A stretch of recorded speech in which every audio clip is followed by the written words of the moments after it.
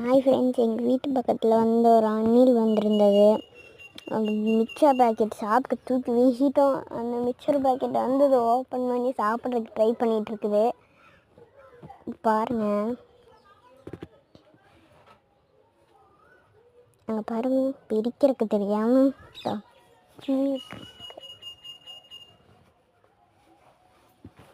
பாருங்க, ரொம்ப க்யூட்டாக இருக்குது இந்த அணில்.